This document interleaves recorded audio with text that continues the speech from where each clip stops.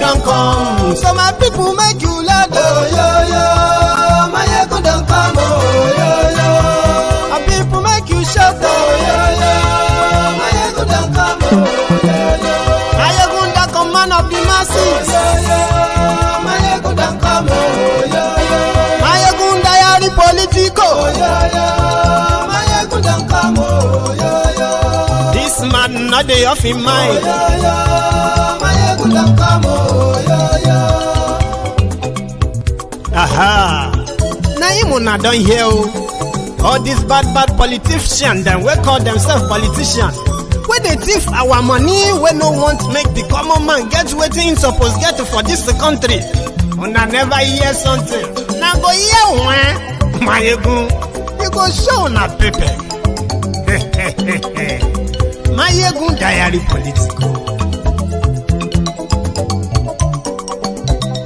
So my people make you shout. Oh yeah yeah.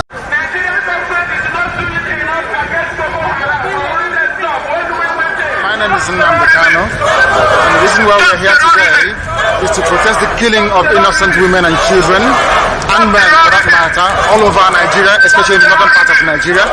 We are not happy, we are not pleased with what is happening, and that is why we're here today. As you can see, there are a lot of Nigerians who are protesting about the killing of families, people who are determined to tear the country apart violently, and it is not something that we support. It is not something that we would like to see continue, and we are here today to send a clear message to the Nigerian government through the High Commissioner that what is happening in the country is unacceptable, and we cannot accept it. If that continues, it will lead to the violent disintegration of the country. There will be no more Nigeria for anyone to go to. There will be no Nigeria for anyone to refer to. In fact, what is happening in Somalia today will be like a tea party. So we cannot allow this nonsense to continue. Something has to be done. And the consequences of the actions of terrorism in Nigeria must be driven home to the people, so that even the terrorists themselves will be able to understand that there is no mileage in where they're going. The only thing they can accomplish is the breakup of Nigeria. If they think that they can cower people, if they think they can force people to be coerced into a religion which is not theirs, then they are clearly mistaken. We are asking for peace. We are asking for people to get together. We are asking for everybody who loves Nigeria, who is associated with that country, to please prevail upon terrorism in Nigeria, so we can be.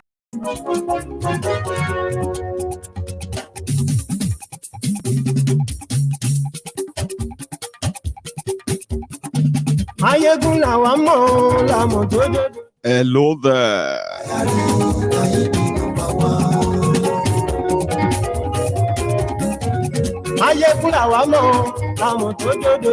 Good morning to you. Good afternoon to you. And good evening to you from wherever you are watching from. This is Mayegun live.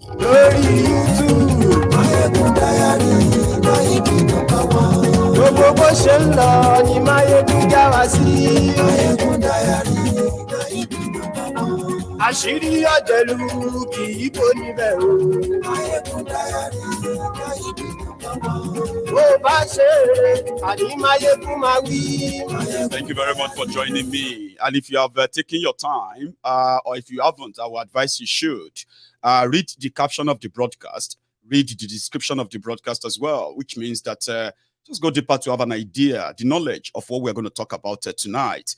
But the top on the shelf tonight is the very important public alarm that should be raised over the health of Mazi Nnamdi Kanu. You should be aware.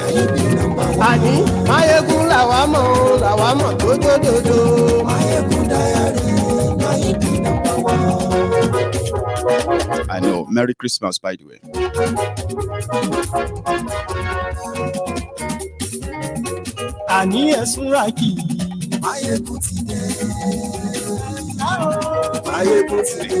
Ọ̀jẹ̀lú ẹ̀sùnra kì àní ẹ̀sùnra kì lórí Facebook àní ẹ̀sùnra kì lórí YouTube. Thank you very much for joining me. We have so much to cover tonight, and there are some clips that are also going to play in between the conversation. So let's get down to it. A few days ago, there is this alarm raised by the by the legal team of Nnamdi Kanu, the leader of the IPOB. Now, they have been raising so many concerns before now until they presented something that actually raised serious concern, and you should know about it. In fact, they are raising not just concern, they are raising questions, and I'll lay them bare for you tonight. Nnamdi Kanu was arrested, or should I say from the beginning, was kidnapped because, according to Nigeria, he brought in some broadcasting equipment into Nigeria to start broadcasting Radio Biafra, which, according to Nigeria, is tantamount to treasonable felony. So they locked him up for years. Well, for over 2 years. Then finally, at some point, they came to reality that, well, this is going to come back to bite them eventually. So they processed a sort of, a free way so that they could stage an assassination on him. So he was given a temporary relief by the court on bail. He was meant to return back to that same court like a month or so before the Nigerian government mobilized their military. They invaded his community. They killed 28 young people that day, including the family dog. So Nnamdi Kanu, managed to escape the assassins who were sent to kill him and kill anything that moves. Now, this is probably no longer so visible to those who have been fed with so much propaganda that has brought in so much confusion that you see today. But the facts, you see, lies, facts, or should I say lies and truth. One thing about them is this: lies can change, but the truth will remain. And you can always meet it in the same position that it is without changing any form. So they had no evidence to present, to prosecute him and jail him, even though many of you, one Nigerianist, that is exactly what you would want. A lot of you, many of your personal egos or whatever it is were bruised with Nnamdi Kanu's utterances. But was he saying anything against the law? Was he saying anything criminal? Criminal? Illegal? Even as terrible as Nigeria's system is, was he saying anything illegal? Then the court should decide. So the people who wanted him, who wanted to shut him up forever, they don't believe in their own court, in their own legal system. Now, they staged an assassination. He escaped. Now, they declared him wanted. Now, here is where the whole thing gets interesting. They staged so many other clandestine, operations to set the stage for the genocide in eastern Nigeria. I have spoken a lot about all of this. But if you go back to their courts, which ordinarily should interpret their law and punish anybody who goes against it, their own lawyers, including the Attorney General of Nigeria, Malamu. So that's your court. Those are your judges. This is your system. This is your law. Prosecute him. So they staged an international manhunt for him without telling anybody. Now, when they kidnapped him, they failed that same international sort of, ethic or so that Nigeria personally belonged to. They broke all of them just to kidnap a man that they ordinarily they will tell you is nobody, is just a noise maker. Just because of he's making this noise and all of that. But they had to stage that, including killing hundreds, if not thousands, of young men and women in eastern Nigeria. Now they got him. According to them, they presented him to their court. He defeated them there. So where else do you want to take him to? Even in the face of war, if you are fighting war, where two countries are trying to exterminate one another, there is also a sort of a convention that allows for those who are caught and called the prisoners of war to at least be treated humanely. Your court severally told the Daura Secret Service, who had the resources to track Nnamdi Kanu all over the world, because they are so scared that he is more dangerous than the terrorists who are like killing and murdering people in northern Nigeria today. Like as if to say we are not all witnesses to all these happenings. Now, if you say go to court and defend him, he is already in court defending himself. He defended himself, defeated the entire system, the entire establishment. Now, in shame, they won't let him go. They are provoking the Biafrans to pick up arms so that whatever good, all the good will that they enjoy all over the world, they can then be tagged terrorist group. This has been the lifelong dream of these rogues, the terrorists in government in Nigeria, and they are ready to kill as many as possible, including if just anything that could spark the genocide. They are running out of time, I believe. But listen, their own DSS did a test. They denied him access to his medicals. They denied him access to so many things that are ordinarily should a little bit elevate his own spirit in a way, even when he shouldn't even be there in the first place. So they took all of that away. But their own Daura Secret Service Hospital said they did a test, and indeed, Mazi Nnamdi Kanu has some serious medical condition that needs urgent medical attention. So keeping him there, denying him all of that, is for what purpose? To what end exactly? To kill him, so that they can actually trigger what they have been waiting for. The official second genocide of the people of Igbo land. And it's so unfortunate, right? A lot of conversation has been going on around this. How much, according to the Igbo one Nigerianist, they believe that asking for Biafra right now, in fact, not now, is injurious to their survival in Nigeria. And Nnamdi Kanu and IPOB, they are not helping the Igbos to be sort of, relevant in Nigeria.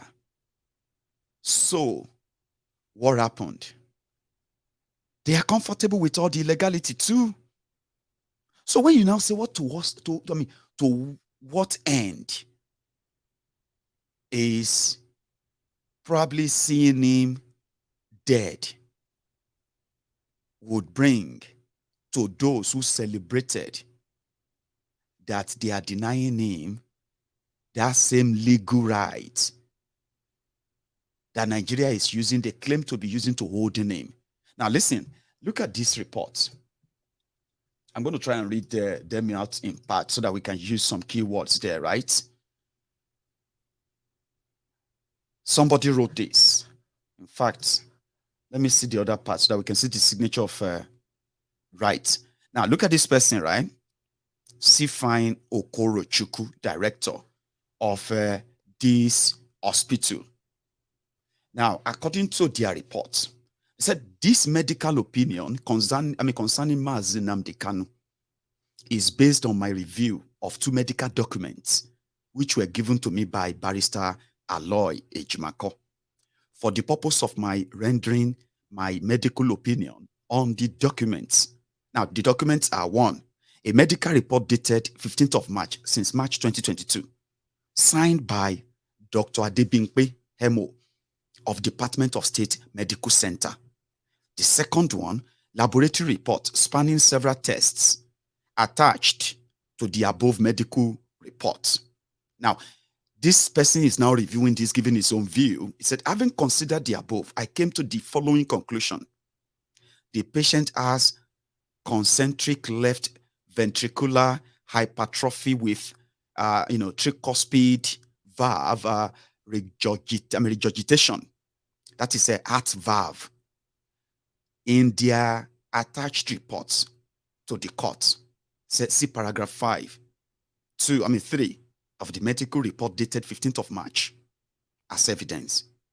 Number 2, the patient is suffering from hypokalemia, low serum potassium, 3.0 mmol, that's medical code, right? As revealed in, So now, tricuspid valve regurgitation, which is a defect of the heart valve with ventricular hypertrophy, is a life-threatening condition with the following complications: sudden death from a heart attack, pulmonary hypertension, heart failure, atrial fibrillation of, cardiac cirrhosis, ascites, thrombus formation, and embolization.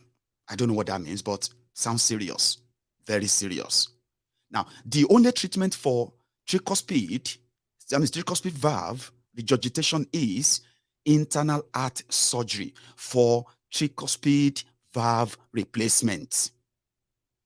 Hypokalemia, low serum potassium. That's potassium is critical to the proper functioning of the nerve and muscle cells, particularly heart muscle cells. A very low potassium level, less than 2.5 mmol/L, can be life-threatening and requires urgent medical attention. However, let me see if I can take down this other part, right? However, the combination of tricuspid valve regurgitation, left ventricular hypertrophy, and hypokalemia makes the prognosis or the outcome to be poor if there is no urgent surgical intervention in a specialist center with excellent capacity. It's not just anywhere, a center with excellent capacity. A patient requires urgent surgical internal heart surgery intervention for tricuspid heart valve replacement.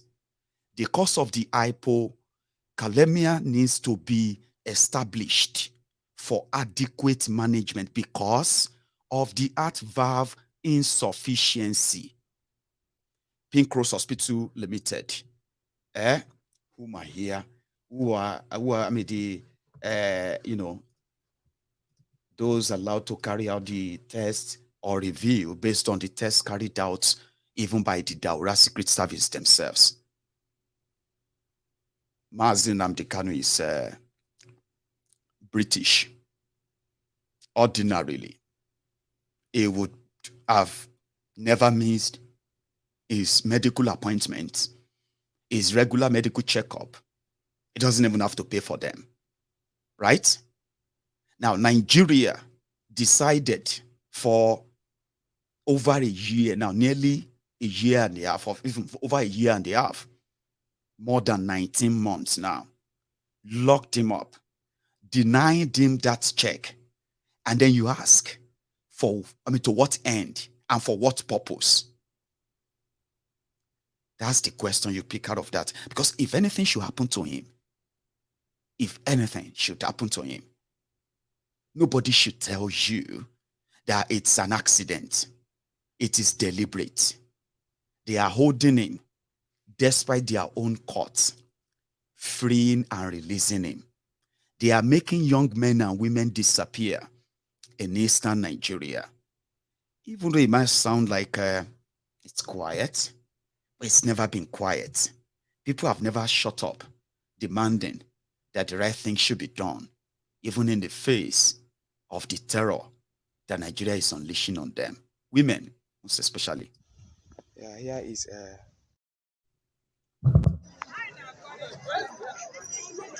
today is 30th November 2022, This is Biafran women.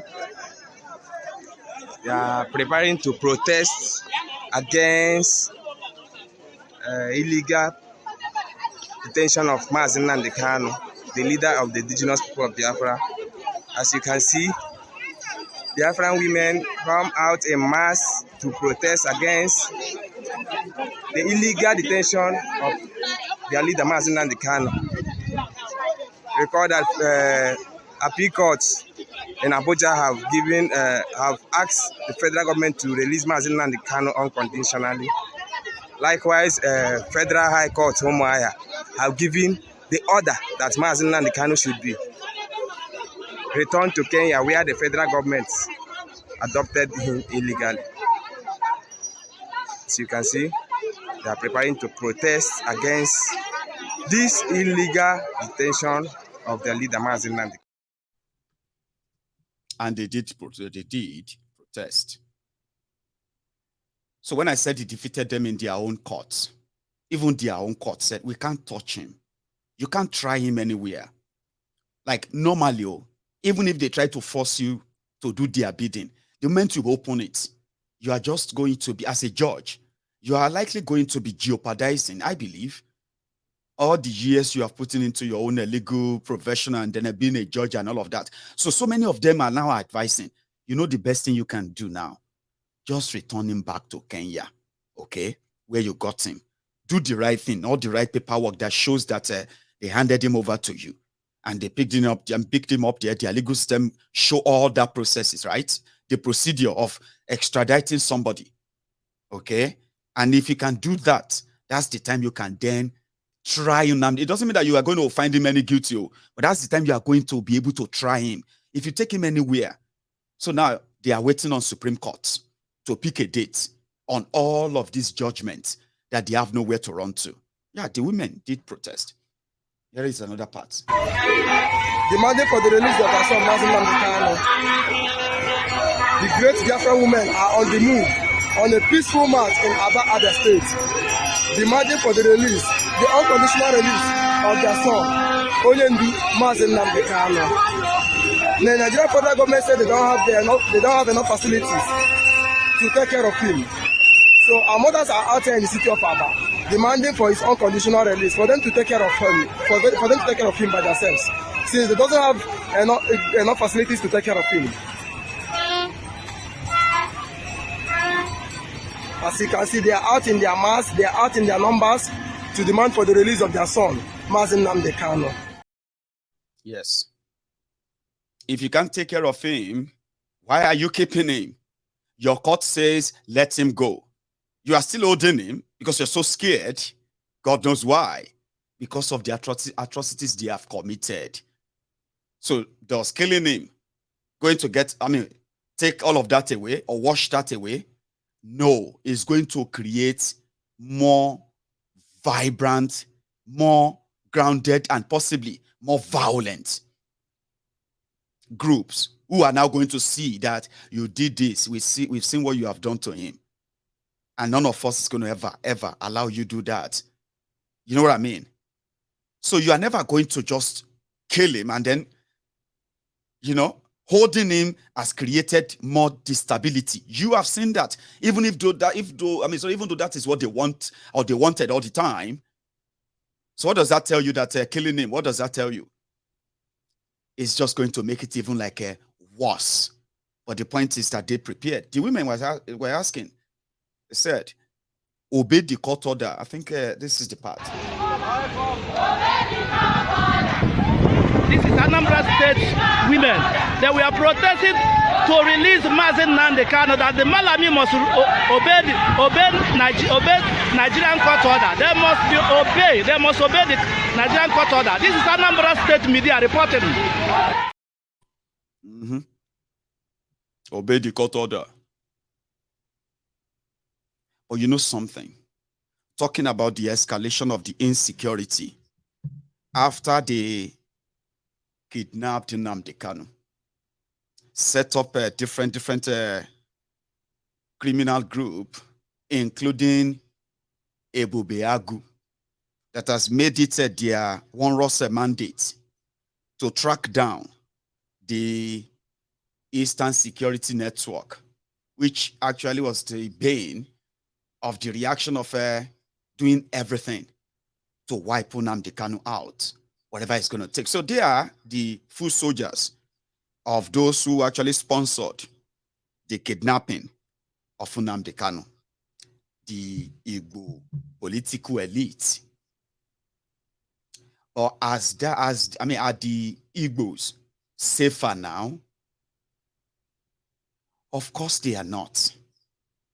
Because in the last few days, I can tell you this, the people of Amufu, that is Amufu, have been picking up bodies of their loved ones who got caught in their own vulnerability as the coward Fulani terrorists continue to invade Enugu repeatedly without any fight back.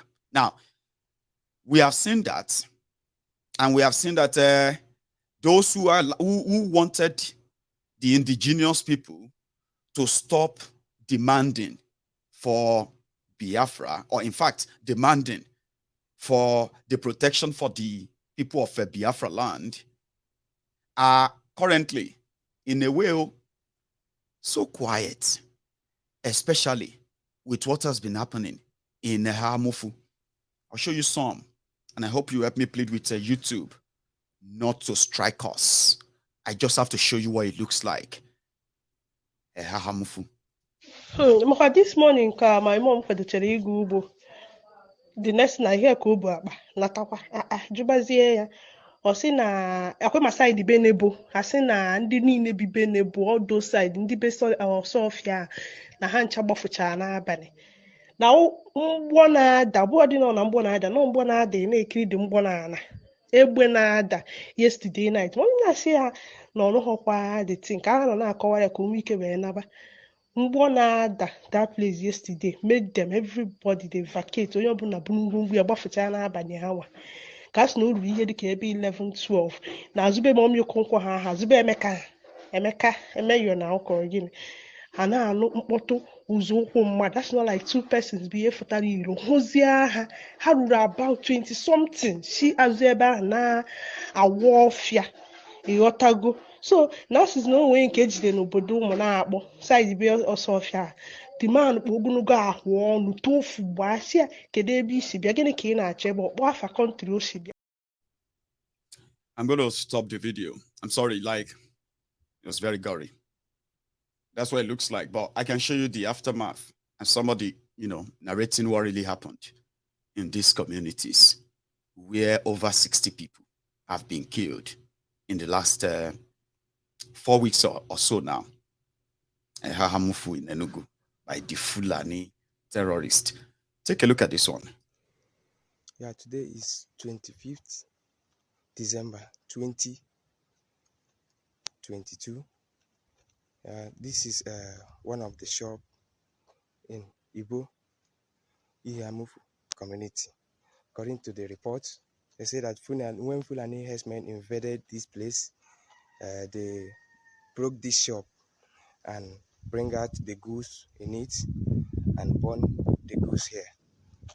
This is where they burn the goose. So we are giving you this report in order to tell you the situation on ground. So that's what is happening here in Ihamufu community in Enugu State. So we are going inside in order to give you more reports on how Fulani herdsmen destroyed many properties here. Yeah, this is one of the Amaku glass. Fulani herdsmen broke this glass. As you can see it. Look at this one. Look at this one here. The Fulani herdsmen broke the glass. So that's the havoc Fulani herdsmen have caused in this community. So according to reports we gathered so far, the owner of this building has been killed by Fulani herdsmen. This is Igbo in Ihiamufu community.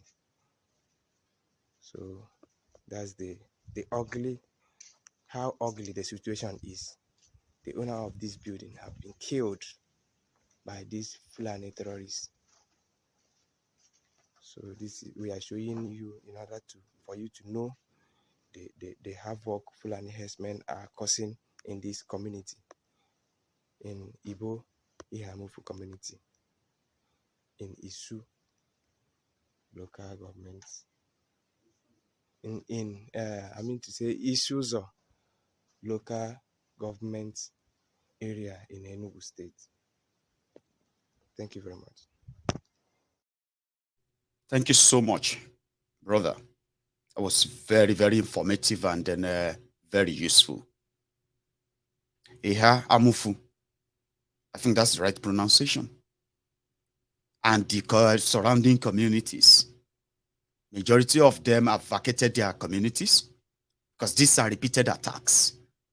And there is no one coming for their defense. No one from the Nigeria security forces. You are on your own. Maybe you want Biafra. They will kill everybody. Will kill all of you. Who are you asking to come and defend you? I mean, so the Fulanis have the freeway, armed to the teeth. And let me tell you something, what somebody told us, how they operate. They have 4 sets of them. Just what I'm about to describe for you now, okay? I want you to pay attention so that you can imagine it, okay? They said that whenever these Fulani terrorists are attacking, no, it's not all of them that are carrying AK-47, okay? So they have 4 different sets that goes for that attack. And when they are going, they go in their hundreds. That is what form all the formation, okay? And the target area they are going to, these are areas they must have surveyed, like, do some surveillance on for weeks. They don't just wake up and choose any place randomly. No, they don't, okay? So when they are going, the ones with AK-47, right, they will be in the front. The ones with cutlasses, swords, and then clubs, like sticks, all that, those ones will be next. Then the ones that are carrying, fuel and lighter, those ones will be at the last. Then those, right, who are going to take stock, control them as they are going, and direction they will tell them, go left, go right, go front. In that operation, they will come last. So the ones with guns, when they enter a community and they start shooting, when people start running, those who get shot but not dead, still struggling, the ones with clubs, swords, cutlasses, they will finish them off by macheting them and do, that barbaric, horrible, violent killing. The ones after them will begin to set the properties of the people that are running away from their homes. They will begin to set them ablaze, including if there are people in those houses. And those who sustain gun injury, gunshot wounds, crawling, not dead yet, as they are being macheted, they are setting them ablaze as well. This is the gory scene they will leave behind. Things that when you come back, you are likely not going to recognize your own family member who has become a victim of the attack. And this is exactly what they want to leave in your memory when you think about them. So those who have experienced them, the trauma, God, can best be imagined. Just imagine the trauma for surviving that. Coming back to see 4 members of your family slaughtered, butchered, burnt. For what? So, how do you live with that trauma? This is exactly what, this is exactly why they want Nnamdi Kanu dead. It is not because he is any big threat to them as a person. He is a big threat to them because of what he carries. You see that message he carries that resonates with a lot of people, right? If people get connected to them, pick them up, and bold enough to face all the things that they have been made never to attempt to even challenge, then that will bring an end to what you see today as Nigeria. That's a big one. And it is powerful than guns, powerful than bombs. So he said, they are coming to kill you. They will kill us.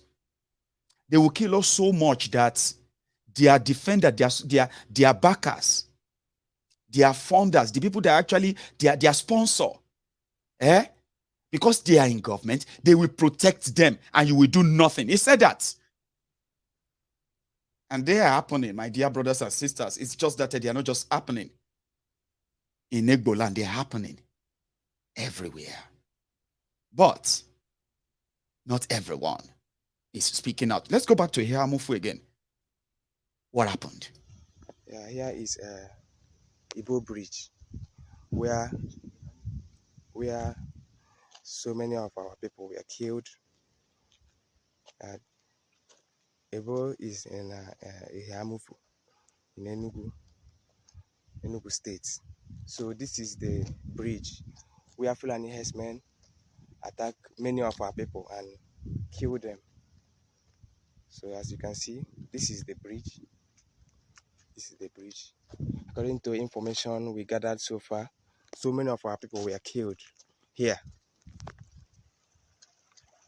in this bridge, even around this river. So many of them were killed and their body were recovered around these houses. So as you can see, no one is around here. This will tell you how serious it is in this community after the Fulani herdsmen invaded this place and killed so many of our people for no just cause, in order to take over their land, in order to Islamize, in order to conquer them. So as you can see, today is 25th December 2022. As you all know that every 25th December in Igbo land, people used to come back for the season in order to visit their village and stay in a few days before going back from where they based. So, but so far we have not seen anybody around these houses. This is the situation on ground. Yeah. Thank you very much. This is Umuchukwu Writers reporting to you live in Igbo Ihiamufu community.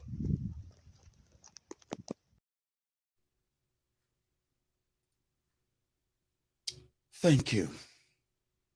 So just picture when they tell you IPOB this, IPOB that, and they are keeping this away from you because of the propaganda of you seeing what they want you to see.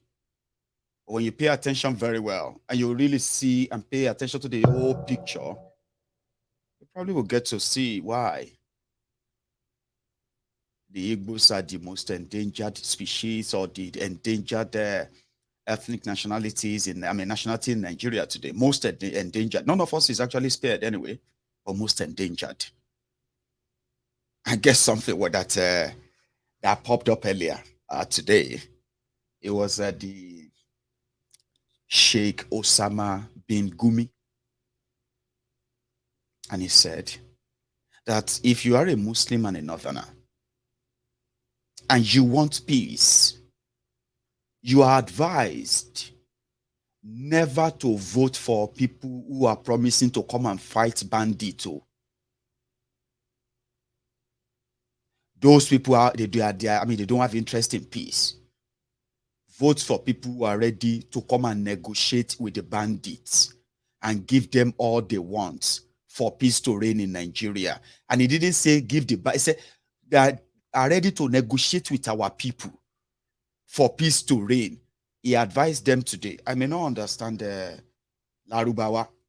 Sure you get. Some of you do, and some of us actually do, right? And I've interpreted this already. But in his own word, though, listen to this. To cikin 'yan takarar nan ina bin lafazin su na ga lafazin wa'yansu suna jiran wai kawai a ba su mulki ne su ƙara makamai da za a mulkushe mayaƙanmu a cikin daji, mutanenmu a cikin daji. Shi ne kawai. Alhali muna so a sawo shugaban da zai zo a zauna da shi, a fahimtar da shi, a kira mutanen na a yi musu abin da ya kamata a yi musu don mu samu mai zaman lafiya. So this is just few days after the Kaduna massacre again, Southern Kaduna attack.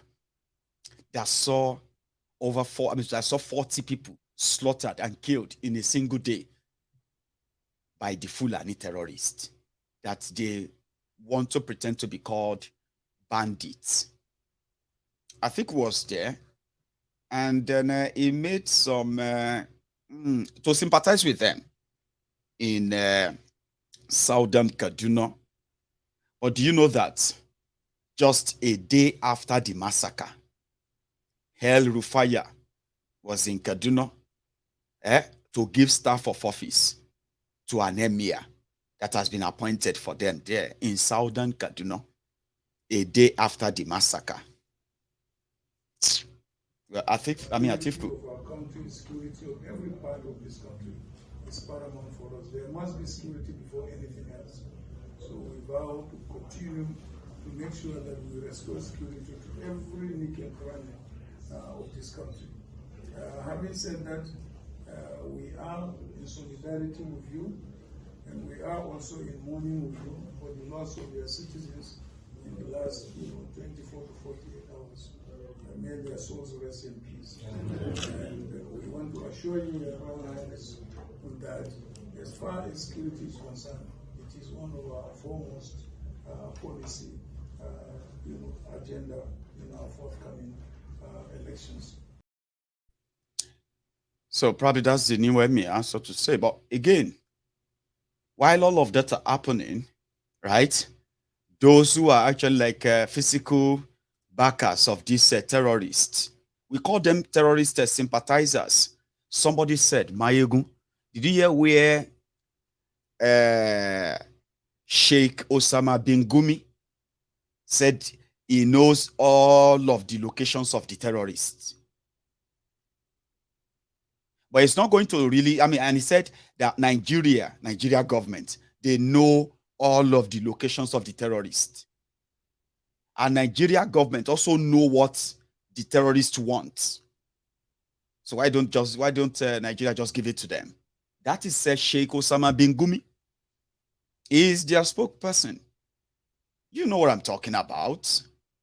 Those who are coming to normalize terrorists as part of you, a way of showing your own grievance, like killing people because you wanted their, their land, money, whatever. There is actually a set of clip I'm going to share with you from Al-Mustafa. Some of you must have seen them on Brekete. I'll share them with you, where he decided to give a different perspective to all of this terrorism act we are seeing in Nigeria today. Why are the Fulani terrorists, as you have seen them, armed to the teeth, going everywhere, committing all these crimes? Some as, excuse me, the federal government of Nigeria is saying that they needed to give them land to have peace. So Al-Mustafa said, no, it's not about land. Come on, are you that dumb? If you are talking about oil, what do you call it? The degradation of the environment in Niger Delta, don't you know that it's all deliberate? He said so many things, and I'm going to share them with you at some point. But yeah, terrorists and terrorist sympathizers openly defending the terrorists. Now, take a look at this. Let me see if I still have that picture. There is this image, a collection of them, right? Released by the JT. This is not Nigeria released, the Nigerian soldier, Nigerian army. This is like, if to say the same accorded privilege that northern Nigeria enjoys is what the southern Nigeria enjoys, right? You see the group of people who put out this information. They are the JTF, civilian JTF. So what is civilian JTF? These are the local hunters, volunteers who have seen the ruins and destruction brought about by terrorism in their different communities in northern Nigeria. Sure you get. So they formed a vigilante group. And not like us in Yoruba land, I have a vigilante group called Amotekun, but they are not allowed to carry any gun. And then the Eastern Security Network, not allowed to carry any gun. They have been hunted and caught terrorists by Ebubeagu that are given guns, not to look for terrorists that are killing people, but to look for their fellow Igbo men and women that are chasing terrorists. It's a long story, but now let's go back to this. You see the group that put out this information and picture. These are the people who knows the terrorists, that they are faced. So they call them wanted. They printed these images and they shared them.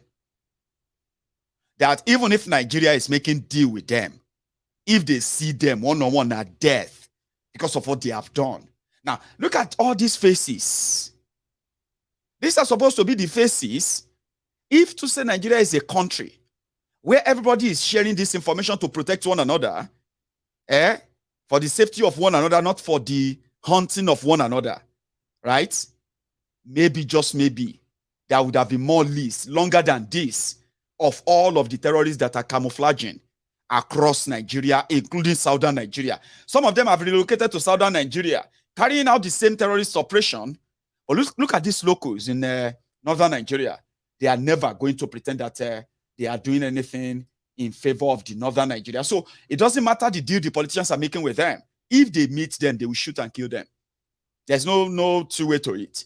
That's what they said. But Sheikh Osama bin Gumi disagrees. Why should you? They are fighting for their right. What right? Which right? Now let's take a tour. It's a very tiny one. Where El Mustafa, don't get carried away. Don't get so, don't love up. Don't start feeling like, oh, of course he's going to be saying some certain things, but don't take everything for what, he says, okay? You can use them as pinpoint to check further, which is what I did before I decided to share this conversation with you. They are so real. And like I said, the system, the elite, are kind of worried of the looming hand to all this madness, or the renewal of same, and the conquering of the rest of all the people who have disagreed with the system, so to say. You remember this guy? At other people, they blame others to divert attention from their incompetence. The primary responsibility of any government is to provide security. They have failed woefully. Instead of focusing on it, they are blaming people. Who is behind the abduction? Who is behind terrorism in APC? You are the government. You have security agencies. You have intelligence agencies. You have the army. You have the police. We have courts. What are you waiting for? And then what are they waiting for? There have also been accusations that you are the party APC, being the biggest opposition party so far in Nigeria, so as we speak right now, is taking advantage or exploring advantage of the fact that there's terrorist crisis in the country, and you're exploring that. Why should it score political points? What is we are in opposition? Are we supposed to let a government that has become so incompetent will be praising them and say that, oh, terrorism is happening, Jonathan is doing nothing, well done, Jonathan? Are we supposed to do that? We are in opposition. Our job is to look at even good things that they are doing and say they are not doing it well. That is the job of opposition. So we have no apologies for pointing out to Nigerians that. He's so right. But that was 7 years ago, before the shoes arrived on their own feet, and they started blaming just everyone, everything, anything but themselves. The insecurity has escalated. The killings has escalated.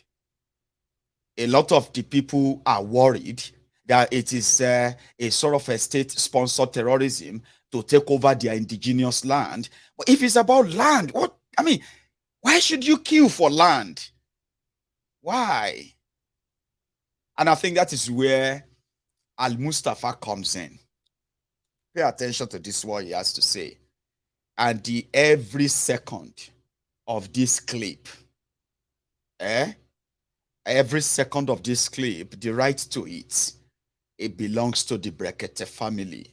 This is for educational purposes. Now listen to this. Let's begin to take them one after the other, right? Hospital. In fact, Niger Delta, let me tell you one of the little homework we have done out of numerous that you are aware of. What escalated insecurity in Nigeria? Is it about land? Is it about power? Is it about money? Is it about ethnicity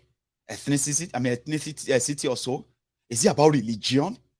Are all of these just the front for the main reason why we are being exterminated, why more people are being harmed, and no single arrest made, and more people are being killed, chased out of their land, more areas, environment are being degraded? Why? Is it just, is it about power control? This is why I want to share this with you. Let's start again. Hospital. In fact, Niger Delta, let me tell you one of the little homework we have done out of numerous that you are aware of. You know spillage that you see in Niger Delta? This oil spillage is deliberate. It's deliberate. It's a game. Let me tell you what it is. You know these rubber plants, the plants, yes, is harder coming from water, correct? Yes. Once there is spillage and it stays beyond a month, part of it becomes rotten and hardened. And then when money is paid for environmental cleaning, that plant in itself that is soft they harvest it. They will now take it along. No, take it along. And when it is now regrilled, refiltered, is the best energy for nuclear plants. So that is to say, environmental degradation, environmental pollution is an investment at the expense of our mothers, at the expense of our fishermen in South, at the expense of their health. And who has ever spoken about this? I'm sure you never heard of this. Are we getting educated? Yes. Are we getting educated? Yes, sir. That's why some of us, I know I'm a northerner, and I know how much we invested in getting to know the ills and the abuses against our people. In South, there are many people unconsciously are being used against the environment. Little money, weapons, drinks, everything goes. But they are killing the country. They are killing the family. Look at the health. Go to Port Harcourt, take your bath. Come out and see. Come out, 10 minutes after, take handkerchief, clean your face. You are oily. That is what you are inhaling into your lungs. For how long? How much of this health hazard is affecting people? How much have we done in cleansing the environment? How much have we invested in having clean air? Since 1965, drilling is going on. We don't care about the health and welfare of the people. What is our name? You have too much money, and when you are to use it, a certain foreign country will tell you never. And so we have the resources, but then the resources is owned by animals. That's the way they see us. How can we accept that? That's just the beginning, though. Here is another one. You know what I'm talking about. You can Google as I talk. What is Californium? Californium. Is a state in the United States? No. It's a precious stone. Oh, not California. That's why I want to tell you this. Californium. Californium in today's market, Google and tell me the price before I finish talking. In today's market today, in the world market today, one may ask, in Borno State, there is Boko Haram. There are areas that are still mined, now no-go area. The weather is harsh. It's very unfriendly. It's a small place. But there is something the international community with the connivance of Nigeria. Every day you have NGOs coming into, and they are hiring houses from 10 years, 20 years and above. And once you give them the price, they don't ask, they just pay. What are they doing? Why are most of them coming with satellite telephones? Why are most of them coming with PCs that are working with the same satellite telephones? Computers that are working directly with satellite. How come most of them come under the guise of supportive activities to the poor? they are giving them medication. Did the Ministry of Health bother to discover the type of medicine they are giving to the poor?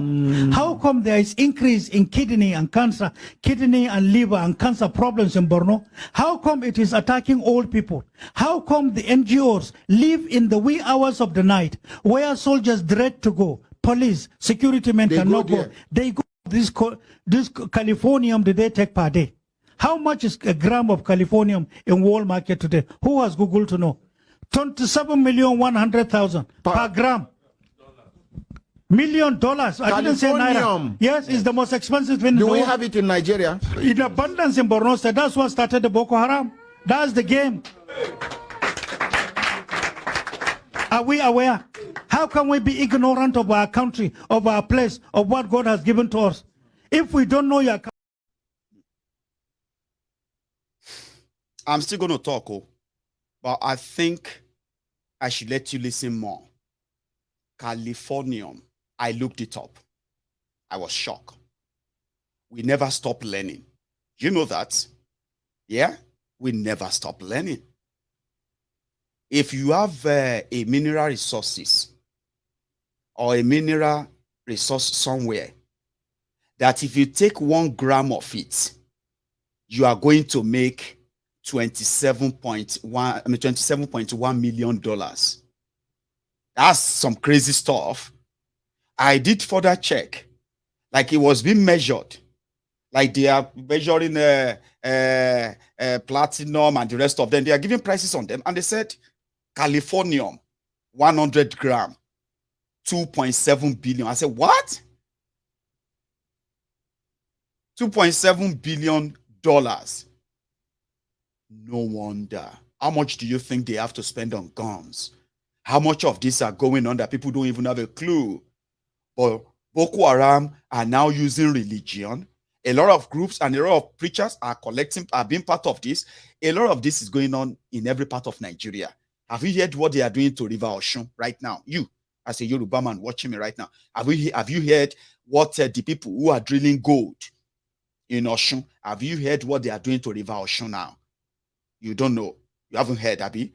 Contaminating the river with what do they call them? The refining of gold that they are extracting from Osun. No idea. I'm coming back. Californium, he said. This is our country. There is pilferage. That is an excellent job. But the reporter that did that and the journalist that did that was ignorant. Ignorant because they do not know the higher, dirty dimension of the game. That's why some of us, when it was happening, we laughed. But some of the security chiefs in this country, some of us spoke to them. It might interest you to know that some journalists in Nigeria are not patriotic. No, some are, some are not. Some are not. Some do not even believe in this country. I know. Some are working against the progress of this country. That I know. Some are in the payroll of some of the people destroying this country. That is a fact. And they will never report anything positive about Nigeria. I will come to that. Thank you. Continue. I will come to that. Now, Babangida left. General Abacha came to power. When General Abacha came to power, numerous things happened. First of all, he was also confronted by IMF, World Bank, and some of these instances on the same issue that led to the failure of General Buhari when he was military head of state, currency devaluation. General Abacha now fought to say, instead of that, we shall establish economic council that is strong and big enough, and we will comply based on practicality. Naira was tagged, everybody knew, to 82 in black market, 22 in official rate. That was the first time Abacha shot himself on the foot. The second, Abacha now didn't stop there. He said, there are opportunities open for us to create LNG for Nigeria and for Africa. A source, correct. A source for us to fall back to as a rich country that is blessed. Abacha shot himself, number 3. Second, Abacha had an option to allow all the refineries to die. So they will be importing oil. Abacha refused. It was in this process, I will tell you something here, that is my own experience. One of the GMDs ran to me in the night and said, and I quote, my life is in danger. The memo was submitted. GMD of NNPC. GMD of one of MD of one of the refineries. I think I want to hear the other part too. Let's go. The memo was submitted. GMD of NNPC. GMD of one of MD of one of the refineries. He came to me. He later became GMD. He talked to. He said I should save him. What? He said there are some certain forces from the Ministry of Petroleum and NNPC itself that have submitted memo to the president. He said everything in that memo, all the hundreds of millions of dollars are lies. How? He now come to tell me. He said, don't you see, go take the memos and take a look at them. We opened the office of the president late in the night. I brought out all these memos and we went through. We took dictionaries and get any type of dictionary in the world. These spare parts, they said, to be able to achieve turnaround maintenance. Look at this word. I saw a word I cannot pronounce. But the amount of money per unit, per hundreds of units required to be able to do turnaround maintenance was scary. He said, pronounce this name. Was okay, let's look for it in dictionary. Anything. Okay, let's look at petrochemical dictionary. Began to resort to call people no meaning. Fabricated words. They fabricate what they do. If, for example, television, the word television is in dictionary. Before the word T, they will add some figures and some name and some letters. In between television, they will add some more. At the end, they will add some more. How do you pronounce it? That is the way it is. Now you see allocated to that. Say per unit, for example, $50,000 times 3,000. In the meantime, is nothing. It's just a game. So at the end of the day, you see, to be able to do turnaround maintenance, the colossal amount of money is too huge. And it's even enough to build fresh refineries. Even medium refineries at the end of the day. And then the moment you do turnaround maintenance, you will be settled with the word sabotage. Is no longer functioning. Brain box, brain this. At the end of the day. So presidents over presidents and presidents, they have not spoken. But I know numerous presidents of Nigeria have had this. It's a long one, isn't it? Now, just before we start 13 hours, let me see if I still have the other two. In your onshore, offshore locations where you have your riches. Nigerians are far away from. You know what I'm talking about. You can Google as I talk. What the memo was submitted. GMD of NNPC. In your onshore, offshore locations. This is our country. There is pilferage. There's this money is too huge. And it's even enough to build fresh refineries. Even medium refineries at the end of the day. And then the moment you do turnaround maintenance, you will be settled with the word sabotage. Is no longer functioning. Brain box, brain this. At the end of the day. So presidents over presidents and presidents, they have not spoken. But I know numerous presidents of Nigeria have had these colossal problems. It was a game. Just for you not to produce. You have oil, you can't manage. It's stage managed. Nigerians are used as agents, and then they retarded Nigeria. In every inch, they were making money. These were type of games. This happened with me.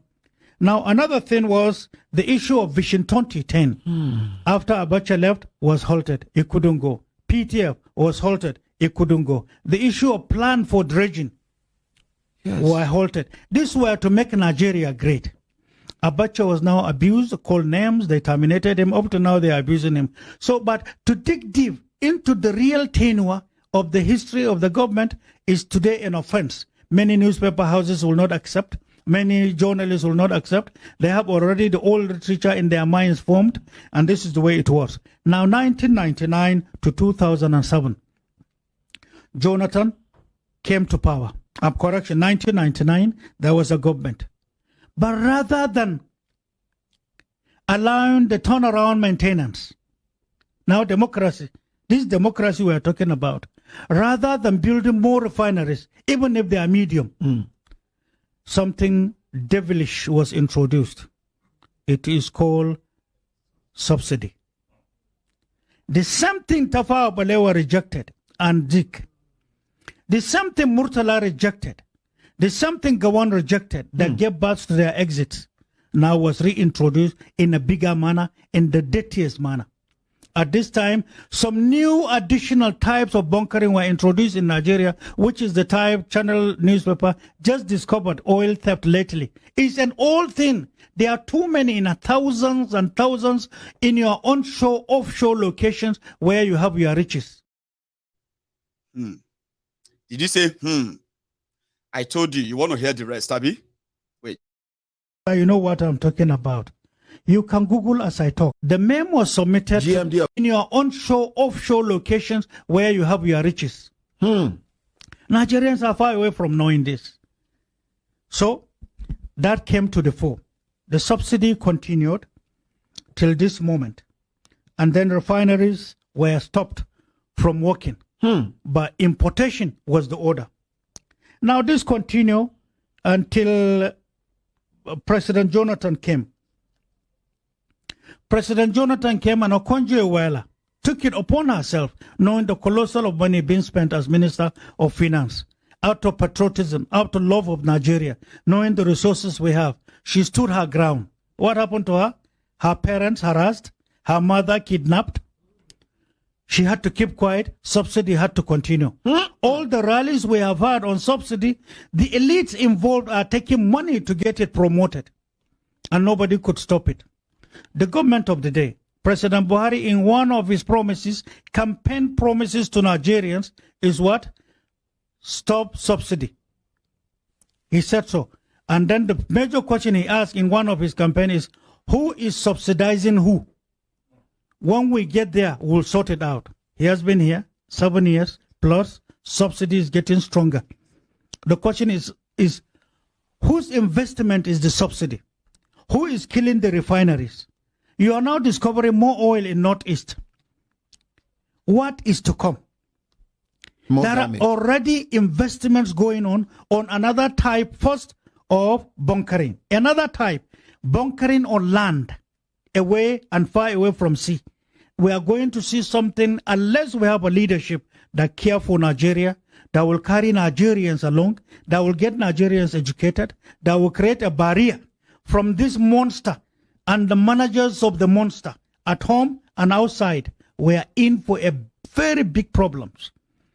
And so the tiny little peanuts they are being given, many of our elders, many of those who are opportunistic, they found themselves in places whether as civil servants or as politicians, are the problems of this country, not the majority poor who don't even know what is going on.